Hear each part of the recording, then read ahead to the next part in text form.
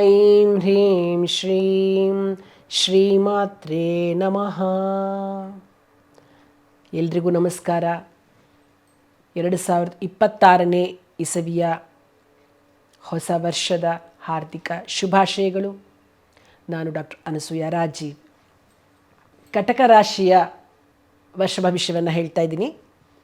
ಕಟಕ ರಾಶಿಯವರೇ, ನಿಮಗೆ ಈ ವರ್ಷ ಸ್ವಲ್ಪ ಕೆಲವು ಎಚ್ಚರಿಕೆಯನ್ನು ನಾನು ತಿಳಿಸ್ಕೊಡ್ತೇನೆ. ಯಾಕೆ ಅಂತಂದರೆ, ನೀವು ಯಾವುದೇ ಕೆಲಸ ಮಾಡಬೇಕಾದ್ರೂ ಕೇರ್ಫುಲ್ ಆಗಿರಬೇಕು ಅನ್ನೋದು ಒಂದು ಸಂದೇಶ. ಯಾಕೆ ಅಂತಂದರೆ ನೋಡಿ, ನಿಮಗೆ ಹಣ ಬರುತ್ತೆ, ಆದರೆ ತುಂಬ ಖರ್ಚು ಜಾಸ್ತಿ ಆಗುತ್ತೆ.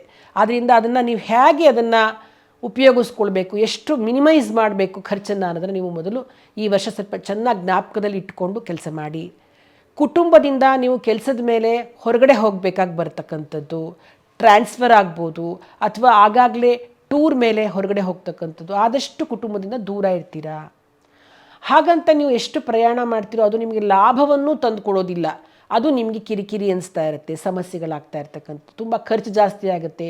ಜಾಸ್ತಿ ಪ್ರಯಾಣ ಮಾಡೋದ್ರಿಂದ ಆರೋಗ್ಯದಲ್ಲೂ ಕೂಡ ಏರ್ಪೇರಾಗ್ತಕ್ಕಂಥದ್ದು. ನೀವು ನಾನು ಒಳ್ಳೆಯವನು, ನಾನು ಪ್ರಾಮಾಣಿಕ ಅಂತ ಎಷ್ಟೇ ಬಿಂಬಿಸ್ಲಿಕ್ಕೆ ಹೋದರೂ ಕೂಡ ಫೇಲ್ ಆಗಿಬಿಡ್ತೀರಾ. ನಂಬೋದೇ ಇಲ್ಲ ಜನ. ಬೇಜಾರು ಮಾಡ್ಕೋಬೇಡಿ. ಸ್ವಲ್ಪ ನಿಮ್ಮಲ್ಲಿ ನೀವು ಆತ್ಮವಿಶ್ವಾಸವನ್ನು ಹೆಚ್ಚಿಸ್ಕೊಳ್ತಾ ಇರಿ. ಯಾರು ಏನು ಹೇಳಿದ್ರೂ ಪರವಾಗಿಲ್ಲ, ನಿಮ್ಮ ಕೆಲಸವನ್ನು ನೀವು ಮಾಡ್ತಾ ಇರಿ. ಮುಂದೆ ನಿಮಗೆ ಖಂಡಿತವಾಗ್ಲೂ ಒಳ್ಳೆಯದಾಗತ್ತೆ.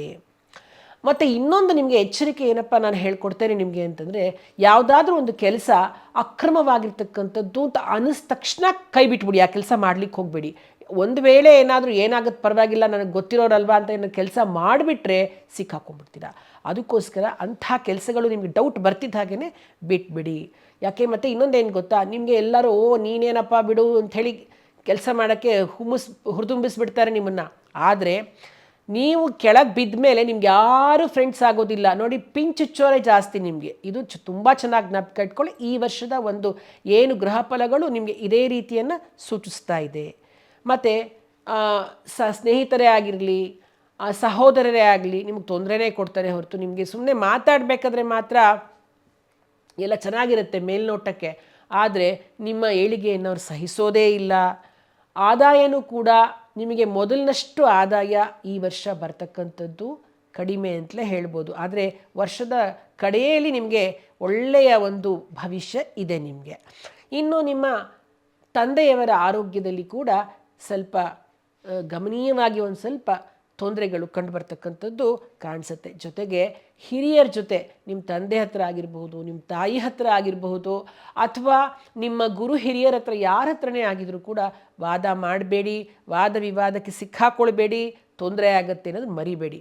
ಮತ್ತು ಹೊರದೇಶ ಪ್ರಯಾಣ ಮಾಡ್ತಕ್ಕಂಥ ಇದೊಂದು ನಿಮಗೆ ತುಂಬ ಒಳ್ಳೆಯ ಒಂದು ವಿಷಯ ನಿಮ್ಗೆ ಹೇಳಬೇಕು ಅಂತಂದರೆ, ಫಾರಿನ್ಗೆ ಹೋಗುವಂತಹ ಚಾನ್ಸಸ್ ತುಂಬ ನಿಮಗೆ ಇದೆ. ಮತ್ತು ಇನ್ನೊಂದೇನು ಗೊತ್ತಾ, ವಿಲ್ ಮಾಡಿರ್ತಾರೆ ನಿಮ್ಮ ಪೇರೆಂಟ್ಸ್, ಯಾರು ನಿಮಗೆ ವಿಲ್ ಮಾಡಿರ್ತಾರೆ, ಅಥವಾ ನಿಮ್ಮ ತಾತನೋ ನಿಮ್ಮ ಅಪ್ಪನೋ ಯಾರಾದರೂ ನಿಮಗೆ ವಿಲ್ ಮಾಡಿರ್ತಾರೆ ಅಂತ ಇಟ್ಕೊಳ್ಳಿ. ಆ ಹಣ ನಿಮಗೆ ಬರುತ್ತೆ, ಅದರಿಂದ ನಾನು ಏನೋ ಒಂದು ಇನ್ವೆಸ್ಟ್ ಅವೆಲ್ಲ ಅಂದ್ಕೊಳ್ಬೇಡಿ. ಆ ಹಣ ನಿಮಗೆ ಬರದೇ ಇದ್ದಂಗೆ ತಡೆಯೋಕ್ಕೆ ಇನ್ನೊಬ್ಬರಲ್ಲಿ ಹುಟ್ಟಾಕೊಂಡ್ಬಿಟ್ಟಿರ್ತಾರೆ. ನಿಮಗದು ನಿಮ್ಮ ಕೆಳಗೆ ನಿಮಗೆ ಸೇರಬಾರ್ದು ಕೈಗೆ, ಹಾಗಾಗ್ಬಿಡತ್ತೆ. ಅದಕ್ಕೆ ಆ ಆಸೆನೂ ನೀವು ಇಟ್ಕೊಳ್ಳೋಕ್ಕೆ ಈ ವರ್ಷ ಹೋಗಬೇಡಿ. ಯಾಕೆಂದರೆ ಅವ್ರು ಮೂಗು ತೋರಿಸ್ಬಿಟ್ಟು ಮಧ್ಯದಲ್ಲಿ ಅದು ನಿಮಗೆ ಬರದೇದಂಗೆ ಮಾಡಾಕ್ಬಿಡ್ತಾರೆ. ನಿಮ್ಮ ಹಿತಶತ್ರುಗಳೇ ಆ ಕೆಲಸ ಮಾಡ್ತಾರೆ. ಆಮೇಲೆ ಇನ್ನೊಂದೇನಪ್ಪ ಅಂತಂದರೆ, ಸದಾ ದಿನ ನೀವು ದೇವ್ರ ಪೂಜೆ ಮಾಡೋದನ್ನು ಮರಿಬೇಡಿ. ಯಾಕೆ ಅಂತಂದರೆ, ಎಷ್ಟು ನಿಮಗೆ ಗ್ರಹಗಳ ಒಂದು ಏನು ಪ್ರಭಾವ ಇದೆ ಅಂತಂದರೆ, ನೆಗೆಟಿವ್ ಎನರ್ಜೀಸ್ ತುಂಬ ನಿಮಗೆ ಅಟ್ಯಾಕ್ ಆಗೋದು ತುಂಬ ಜಾಸ್ತಿ ಇದೆ. ಹಾಗಾಗಿ ನೀವು ದೇವರನ್ನು ಸದಾ ಧ್ಯಾನ ಮಾಡಿಕೊಂಡೇ ಕೆಲಸಕ್ಕೆ ಹೋಗಿ. ಹಾಗೇ ಹೋಗ್ಬೇಡಿ, ಏನಾಗುತ್ತೆ ಅಂತ ಹೋಗಬೇಡಿ, ಆಮೇಲೆ ಅನುಭವಿಸ್ಬೇಕಾಗುತ್ತೆ. ಅದಕ್ಕೆ ನೆಗೆಟಿವ್ ಎನರ್ಜಿ. ಅದಕ್ಕೆ ನೋಡಿ, ನಾವು ಗಂಟೆ ಬಾರಿಸ್ಬೇಕಾದ್ರೂ ಆಗಮಾರ್ತಂತು ದೇವಾನಾಂ ಗಮನಾರ್ಥಂತು ರಕ್ಷಸಾಮ್ ಅಂತ ಹೇಳ್ತೀವಿ. ನೆಗೆಟಿವ್ ಎನರ್ಜಿ ಎಲ್ಲ ಹೊರಗಡೆ ಹೋಗಲಿ, ಪಾಸಿಟಿವ್ ಎನರ್ಜಿ ಮಾತ್ರ ಮನೆಗೆ ಬರಲಿ ಅಂತ. ಹಾಗಾಗಿ ಭಗವಂತನಿಗೆ 1 ಗಂಟೆ ಬಾರಿಸಿ ಅವನಿಗೊಂದು ಪೂಜೆ ಮಾಡಿ, ಸಣ್ಣದಾಗಿ ಮಾಡಿ ನೀವು ಹೊರಗಡೆ ಹೋಗಬೇಕಾಗಿ ಬರುತ್ತೆ. ವ್ಯಾಪಾರ ಮಾಡಬೇಕಾದ್ರೂ ಅಷ್ಟೇ, ದೊಡ್ಡ ದೊಡ್ಡ ಬಿಸ್ನೆಸ್ಸಿಗೆ ಕೈ ಹಾಕಬೇಡಿ. ಎಚ್ಚರ ಇರಲಿ, ನಿಮಗೆ ಲಾಸ್ ಆಗಿಬಿಟ್ರೆ ಕಷ್ಟ. ಹಾಗಾಗಿ ಏನು ಮಾಡ್ತಿರ್ತೀರೋ ಅದನ್ನೇ ಮುಂದುವರ್ಸ್ಕೊಂಡು ಹೋಗಿ ಹೊರತು ಹೊಸ ಕೆಲಸಕ್ಕೆ ಕೈ ಹಾಕಲಿಕ್ಕೆ ಹೋಗಬೇಡಿ. ನೀವು ಪ್ರತಿನಿತ್ಯ ರಾಮರಕ್ಷಾ ಸ್ತೋತ್ರವನ್ನು ಪಠನೆ ಮಾಡ್ತಕ್ಕಂಥದ್ದು, ಮತ್ತು ನವಗ್ರಹ ಪೀಡಾ ಪರಿಹಾರ ಸ್ತೋತ್ರವನ್ನು ಪಠನೆ ಮಾಡ್ತಕ್ಕಂಥದ್ದು ಒಳ್ಳೆಯದು.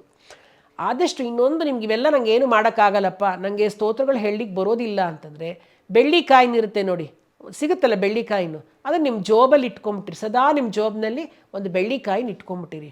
ಎಲ್ಲಿ ಹೊರಗಡೆ ಹೋಗಬೇಕಾದ್ರೆ ಯಾವಾಗಲೂ ನಿಮ್ಮ ಜೊತೆ ಇದ್ದರೆ ನಿಮಗದು ನಿಮ್ಮ ಅದೃಷ್ಟವನ್ನು ಖುಲಾಯಿಸಲಿಕ್ಕೆ ಇದು ಒಂದು ಒಳ್ಳೆಯ ಮಾರ್ಗ ಅಂತ ಹೇಳಬಹುದು.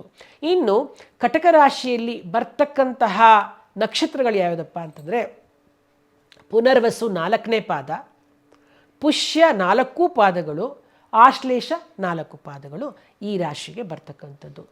ಪುನರ್ವಸು 4ನೇ ಪಾದದಲ್ಲಿ ಜನಿಸಿರ್ತಕ್ಕಂಥವ್ರು ಅಂದರೆ ಕರ್ಕಾಟಕ ರಾಶಿಯಲ್ಲಿ, ಪುನರ್ವಸು ಕರ್ಕಾಟಕ ರಾಶಿಯಲ್ಲಿ ಜನಿಸಿರ್ತಕ್ಕಂಥವ್ರು ಆ ರಾಮದೇವರನ್ನು ಆರಾಧನೆ ಮಾಡಬೇಕು.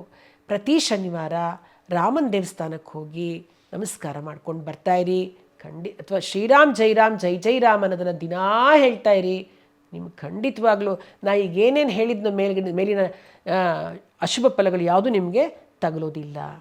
ಇನ್ನು ಪುಷ್ಯ ನಕ್ಷತ್ರದವರು ಆಂಜನೇಯ ಸ್ವಾಮಿಗೆ ಪ್ರತಿ ಶನಿವಾರ ಹೋಗಿ ಅವನ್ನ ಕಂಡು ಬನ್ನಿ, ವೀಳ್ಯದೆಲೆ ಹಾರವನ್ನು ಹಾಕಿಸ್ಕೊಂಡು ಬನ್ನಿ. ಅಥವಾ ಪ್ರತಿ ಶನಿವಾರ ಆಂಜನೇಯನ ದರ್ಶನ ಮಾಡಿ ನವಗ್ರಹಗಳ ದರ್ಶನ ಮಾಡಿಕೊಂಡು ಬರ್ತಕ್ಕಂಥದ್ದು ಒಳ್ಳೆಯದು. ಹನುಮಾನ್ ಚಾಲೀಸ ಬರೋರು ಹನುಮಾನ್ ಚಾಲೀಸವನ್ನು ಪ್ರತಿನಿತ್ಯ ಹೇಳ್ಕೊಳ್ತಕ್ಕಂಥದ್ದು. ಆಶ್ಲೇಷ ನಕ್ಷತ್ರದವರು ನಾಗಪ್ಪನಿಗೆ ಪ್ರತಿ ಮಂಗಳವಾರ ನಾಗಪ್ಪನಿಗೆ ದರ್ಶನ ಮಾಡಿಕೊಂಡು ಅವನಿಗೆ ಹಾಲು ಹಾಕ್ಬಿಟ್ಟು ಬನ್ನಿ. ಆಗಲಿಲ್ಲ ಅಂದರೆ ನಾಗದೇವರಿಗೆ ಆಗಾಗಲೇ ಹೋಗಿ ಕಂಡು ಬರ್ತಾಯಿರಿ, ಪೂಜೆ ಮಾಡಿಸ್ಕೊಂಡು ಬರ್ತಾಯಿರಿ. ಸುಬ್ರಹ್ಮಣ್ಯ ಸ್ವಾಮಿ ದೇವಸ್ಥಾನಕ್ಕೆ ಹೋಗಿ ನಮಸ್ಕಾರ ಮಾಡ್ಕೊಂಡು ಬರ್ತಾಯಿರಿ, ಒಳ್ಳೆಯದಾಗತ್ತೆ. ಧನ್ಯವಾದಗಳು.